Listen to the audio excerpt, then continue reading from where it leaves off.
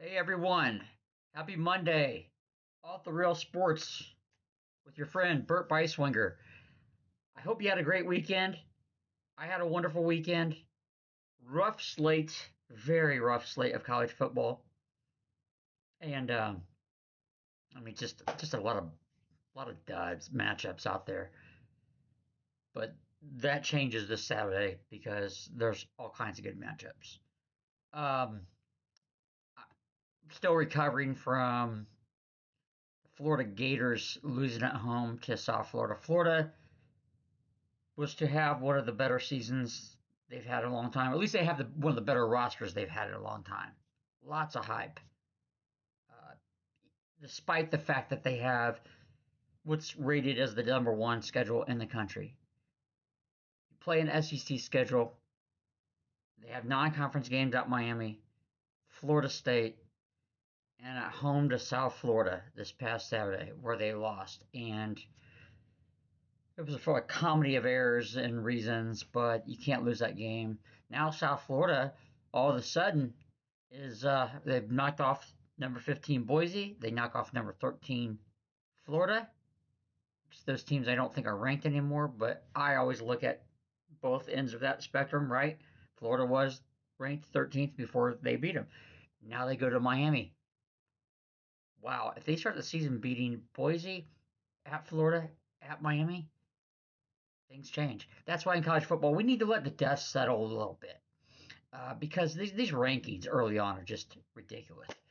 As far as the Gators, now they got to go to LSU, then they come home and play Texas, then they go to Miami, and I've Georgia and Tennessee, and my gosh, they're in trouble.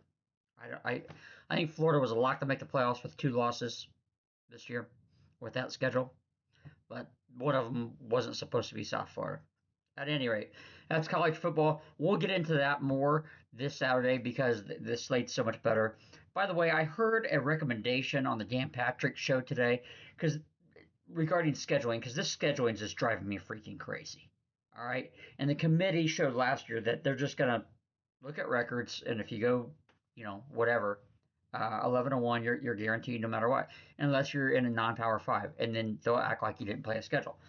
But I mean, you've got teams like I said, Florida playing South Florida, which by the way is their second easiest non-conference game allegedly. At Miami, Florida State, and then playing in that SEC. Okay, you've got that, and then you've got other schools playing three non-conference games that against teams that are even remotely close to as good as South Florida, for example.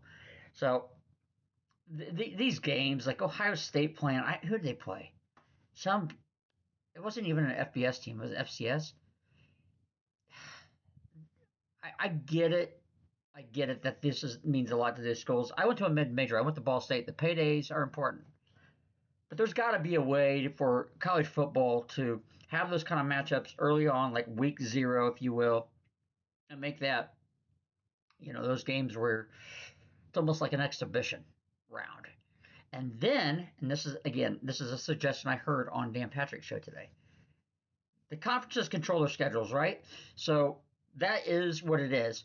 How about we have a scheduling committee, whatever it is, that handles all the non-conference stuff and bring some balance to that. Now, that's difficult because some conferences play 4 games non-conference, some play 9. I don't know, but I don't think that sounds like a bad idea. It guarantees once the season starts, which it started last week, we don't need what we had this past Saturday, which was a bunch of dud matchups. So get that out of the way, get some consistency. Make sure all the Power Fives are playing a non-conference Power Five team, et cetera, et cetera. This should not be a conference-to-conference thing because if we with a larger playoff now and a committee that has to look at strength of schedules and stuff, how do you know what conferences are better unless you play out of conference, like the SEC in basketball this year? For years and years and years, you would have never said it. Just would have been, well, the Big Ten's better than SEC. Done. or the Big 12 is better than the SEC. Done. What did the SEC do this year? Non-conference? They dominated. They won, I don't know, 90 or 80% of their non-conference games. Something ridiculous, like 70 to 80% against the Power Fives, their non-conference games, and 90% overall. Insane. It was historical. But what I also told you was the SEC is for real. And they were dominant in basketball. So I think we need to get that there with football because I'm frankly having these arguments. I mean, you're still going to have arguments, right, or debates or whatever. But let's bring a little consistency to it. Level the playing field a little bit. Make sure those mid majors get their paydays. Um, and I think you can accomplish great things and expand the playoff to 16, which is going to happen uh, sooner rather than later. Whenever the first chance they get, it will expand to 16. All right, that's college football. Week 1 NFL. I got to tell you again, I watch all sports, so I don't sit around and wait in June and say, "Gosh, I can't wait till football gets here." I just when football's here, it's here. And I don't know if it's the weather or what. I woke up yesterday completely rejuvenated. I kind of soured on the NFL a little bit here and there over the years for a slew of reasons and injuries left and right, all the time, across the board. Horrific officiating, costing teams games and playoff spots, and ultimately coaches' jobs and all that kind of stuff. I don't know. I had about had it with the NFL a little bit. Um, but not yesterday. I woke up yesterday. My spirit rekindled. The weather was beautiful. The sky was as blue.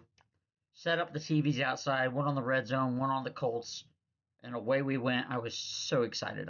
By 10 o'clock I was ready, grilling out. So it was a fantastic day. And you know what was really fantastic? And I should have broken this down a little better. But um, Colts the Colts winning for the first time in Week 1 game, and well they had not won in 11 straight. They tied one of those 11, but at any rate, the Colts went and they dominated. And I kind of feel like I should see it coming. I should have seen it coming a little bit. Miami is horrific in the secondary, and that's coming from people who know better than I do. So they weren't exactly coming in here with stalwarts on defense, specifically in the defensive backfield. That is, and the Colts for the first time, and I told people this. I don't care if Anthony Richardson starts or Daniel Jones starts. Anthony's going to be better than he was last year, and arguing against the two is whatever. But I almost guaranteed that whoever starts, they're going to be better than last year because the Colts finally have a tight end, and they have a really good tight end. And Anthony Richardson hasn't had a tight end since he's been here in the 15 starts that he's made. So this is a game changer. It completely changed. Having a guy that catches the ball when it hits him in the hands is unbelievably fantastic. A guy that can get open, a guy that knows the offense and is in the right positions to block for others, and whether it's a receiver's route that he's helping out with as far as clearing the path after the catch and all that kind of stuff. He's just always in the right place at the right time. That was a mumbo jumbo of saying he's in the right place at the right time and he catches the ball when it hits him in the hands. That's huge. What did that do? Well, a steady diet of him, Tyler Warren, early in the game opened up everything for the next stage of the offensive play calling by Shane Steichen, and that's getting it in the receiver's hands. I thought Steichen called one of the better games I think I can recall. I blame him for a couple losses a year, quite frankly. Just going for it on fourth down too often, not which is epidemic in football. Not respecting, not appreciating, not valuing field position and the points. So there's multiple games where the Colts lose by 3 points. You're like, gee, you know what? If you would have kicked the field goal in the first half, or If we hadn't gone for it on the 40-yard line, we wouldn't have given the ball on the 40-yard line in the short field to kick a game-winning field goal, whatever it is. Um, so there was none of that, and there was none of this trickery junk, like last year. I always go back to the Denver Broncos game last year because I got to remind people again, the Colts the last 2 years are like one play, one game away from making the playoffs.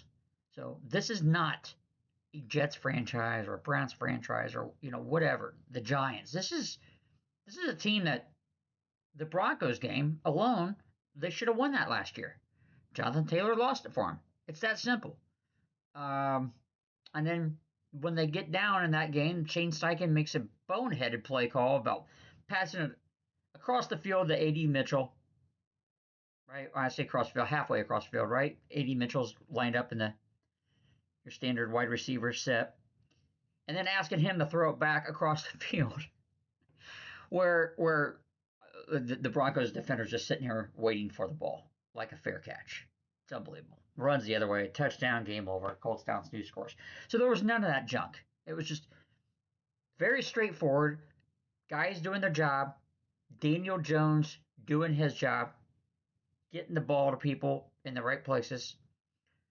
Nothing fantastic. Just executing the offense. And by the way, again, hats off. They did exactly what they should do against a team at home, against a team that is horrific in the defensive backfield. And actually, Miami looked horrific in a lot of ways. Jeez. I think they had like 40-some yards of offense going into the fourth quarter. Maybe a little more than that. No, they had to have a little more than that, I think. I don't know. It was ridiculously low amount. So they got some junk yardage and points late, but anyway, the other reason I should have seen this coming is just the whole Jim Irsay effect and first game after his death and halftime ring of our honor ceremony. I mean, if you cannot get up for week one, Jim Irsay's game, they were never going to win an opening week game. I'm convinced of that. Roof open, 70 degrees. Not even that, I don't think. Maybe high 60s. Beautiful day. So Colts look good. Overreaction, week one. Let's all pump the brakes here. I don't know if Miami's as bad as they look, and I'm not sure if the Colts are as good as they look. But I think the Colts are going to be pretty good. And again, Tyler Warren is a big reason why this offense is going to look different. Because in the last couple years, no knock on Will Mallory and Mo Alley-Cox and Ogletree. Now, knock Ogletree. I mean, he had passes go off his head. The point is, those were their best tight ends. So, pass defense with the Colts was pretty easy, and you had a quarterback with a low completion percentage. But I remind people, and I'm having them already tell me, I told you about Daniel Jones. Oh, really? Did you sit around the last 5 years and say, a guy I think is really disrespected in the league and I wish we would have? Daniel Jones. Yeah, I know his record's 25, 45, and 1, but still, I see excellence in Daniel Jones. Stop it. He got cut from the Giants, by the way. They just said, go away. So, but hey, we see it in any kind of career in life, right? Go to a new place, get rejuvenated, or get out of the rut that you're in, no matter what that is. Change things up a little bit. Boom, you're rejuvenated. So I saw some rejuvenation maybe in Daniel Jones. He looked good. We'll take it. Colts play a much tougher defense this week coming up, the Broncos. So we'll see how it goes. But gosh, it's so much easier starting 1-0 versus 0-1 every single year. So the Colts have a great opportunity because they have another home game, and that's a wonderful game, even though it's a really tough defense. Bo Nix didn't look good yesterday. By the way, I got to remind people constantly when you're dogging Anthony Richardson or what have you, look around the league. Being a young quarterback is not easy in this league. Cam Ward played, 3 years? Started 3 years in college football. Number one pick in the draft. Starts yesterday. 11 for 27. It happens. Look at Joe Burrow yesterday. He's 16 for 20 something. I don't know. Maybe it was 19 for 28. The point is, it wasn't great. Same with Bo Nix. CJ Stroud again. You remember everyone after 1 year? Oh, CJ Stroud. Gosh, if the Colts had just been able to draft CJ Stroud, even though they didn't pass on him, I'm just saying if they would have been able to get him, life would be great. Well, pump the brakes. Houston has a really good defense. Did last year, but after year one, everyone thought CJ Stroud was he's a top 10 quarterback. Nope. He was bad last year, and he was bad yesterday. So it takes time. Sam Darnold stunk for 5 years. Stink, but yeah, he wasn't that great. And now everyone loves Sam Darnold. So hopefully Daniel Jones is the Sam Darnold. I think it can happen with this because the offense is very well balanced now. They don't have the big time, playmaker, wide receiver, one type alpha dog. But I think they got enough. And I continue to still uh, like and see a lot of growth and future in Alec Pierce. He's a good player, really good player. A.D. Mitchell made a catch yesterday. It's great. He caught the ball when it hit him in the hands. That's what we're asking. Those are the kinds of things, other than poor targets by the quarterback, inconsistency last year. When he did drop it in the quarterback's hands, they dropped it too often. The other thing that worked really well with the Colts yesterday, offensive line. This did not get talked about enough last year. The offensive line was overrated last year. They pressure after the snap. The amount of time between snap and pressure on the quarterback last year was massive. Anthony Richardson was under fire a lot last year. He got out of trouble a lot as well. Yesterday, offensive line great. Daniel Jones had all the time he needed. Some cases, it's like, well, yeah, he got rid of the ball. Yeah, but there were times last year where, Anthony Richardson dropped back, boom. Next thing you know, people are already on top. That's a tough way to go. That never got talked about enough because, again, people are lazy. They watch a game. They just want to either give the quarterback all the credit or they want to give him all the blame. It's just easier that way. That's not how I see stuff. I keep receipts for all the other plays that people aren't making. And someone said the other day, well, God, how do you remember all that? I watched the game. And I watch it through the lens of the what's going on all over the field, not just the quarterback. But who cares? Enough of that. Colts win. A lot of sketchy, like I said, a lot of sketchy quarterback play around the league. Low totals, yardage, but there were some really good performances too. Yesterday, last night's game, Baltimore, Buffalo. How does Baltimore? I feel like every single year we're looking at Baltimore saying, looking back in two games that they just absolutely figure out a way to lose or blow and say, gee, if they win those, they're number one seed. How you cannot lose that game last night, but Baltimore cannot. But that was a high flying act. Buffalo, Baltimore lived up to the hype. Awesome game. Week one in the books. I'm rejuvenated. My passion for NFL Sundays has watching the games with my wife. Great time. I don't know if she had a great time watching with me, but I enjoyed our company on the back porch, and it was a fun day. Keep the weather like that, 70, sunny. Let's go with that for the next whatever weeks, and we'll be in good shape. All right, you guys have a great week. We'll touch base soon. I got more on my mind. MLB coming down the home stretch and all that stuff, but let's get this week started off right. Again, Off the Rails Sports. We're all over the place with your friend Bert, and I need a sponsor or two too. I think I got some ideas on sponsors that we can bring on board. This show is going to get branded and spread out more on other platforms. Production quality will boost that a little bit, But that will happen when it happens. I'm not worried about that. We're just gonna come on the air here, record, get some thoughts off our mind, and let it fly. By the way, you know who's not flying? No chirping this year, man. Ball State Cardinals, 3 points on the season, three, and it. There's no if they could have done this or that, they would have had a touchdown here and there. No, nope, it's bad. One of the worst Ball State teams roster wise I've ever seen, and I can't.